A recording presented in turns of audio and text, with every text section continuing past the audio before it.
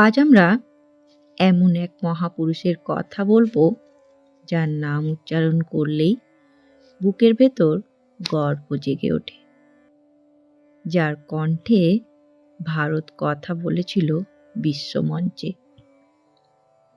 তিনি শুধু একজন সন্ন্যাসী নন, শুধু একজন বক্তা নন, তিনি ছিলেন এক অসাধারণ শিক্ষিত মনীষী, যার শিক্ষা ছিল শাস্ত্র ও বিজ্ঞান, যুক্তি ও ভক্তি, পূর্ব ও পাশ্চাত্যের এক অপূর্ব মিলন। আজকের আলোচনা স্বামী বিবেকানন্দের শিক্ষাগত যোগ্যতা কি ছিল, তিনি কোথায় পড়েছেন, কি কি বিষয় অধ্যয়ন করেছিলেন, আর কেন তার শিক্ষা আজও আমাদের পথ দেখায়। চলুন ফিরে যাই 19 শতকের কলকাতায়। স্বামী বিবেকানন্দের জন্ম 12 জানুয়ারি 1863 সালে কলকাতার সিমলাপল্লীতে। তার জন্ম নাম নরেন্দ্রনাথ দত্ত, পিতা বিশ্বনাথ দত্ত। কলকাতা হাইকোর্টের খ্যাতনামা আইনজীবী, ইংরেজি ও ফার্সি ভাষায় সুপণ্ডিত, পাশ্চাত্য চিন্তাধারায় বিশ্বাসী। মাতা ভুবনেশ্বরী দেবী, গভীর ধর্মপ্রাণ, রামায়ণ মহাভারতের কাহিনী মুখে মুখে বলতেন। এই দুই বিপরীত ধারায় সমন্বয়ে নরেন্দ্রনাথের মনে গড়ে ওঠে যুক্তিবাদী মন প্লাস আধ্যাত্মিক হৃদয়। ছোটবেলা থেকে নরেন্দ্রনাথ ছিলেন অত্যন্ত মেধাবী, অসাধারণ স্মৃতিশক্তির অধিকারী, প্রশ্নপ্রবণ ও যুক্তিবাদী। তিনি পড়াশোনা শুরু করেন ঈশ্বরচন্দ্র বিদ্যাসাগরের মেট্রোপলিটন ইনস্টিটিউশনে, বর্তমানে বিদ্যাসাগর কলেজ। শিক্ষকরা লক্ষ্য করেছিলেন একবার পড়লেই মনে রাখতেন, যুক্তি ছাড়া কিচ্ছু মানতেন না।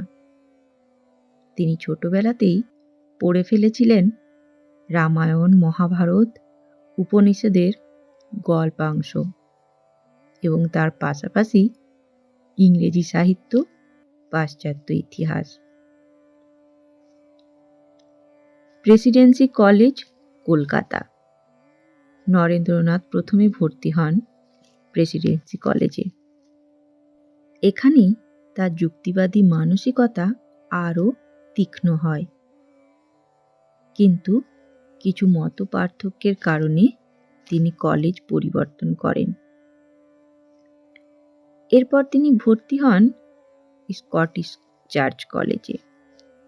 ওই কলেজ ছিল পাশ্চাত্য দর্শনের অন্যতম শ্রেষ্ঠ কেন্দ্র, যুক্তিবাদ, বিজ্ঞান ও মানবতাবাদের চর্চাস্থল।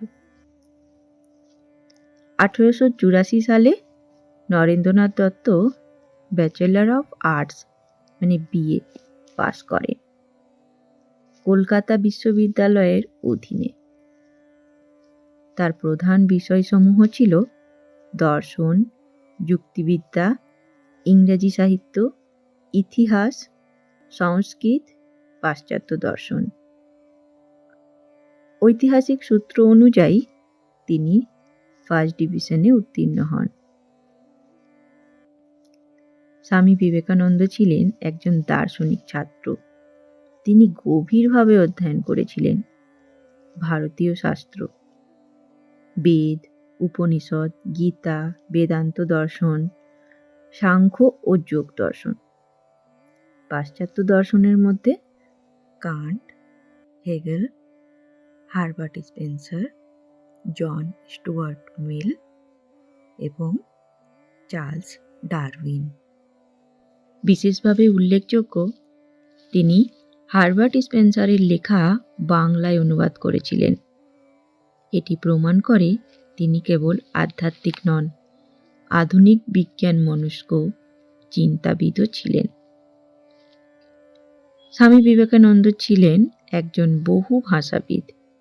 তিনি জানতেন বাংলা, ইংরেজি, সংস্কৃত, হিন্দি, উর্দু, ফার্সি, গ্রিক ও ল্যাটিনের প্রাথমিক জ্ঞান।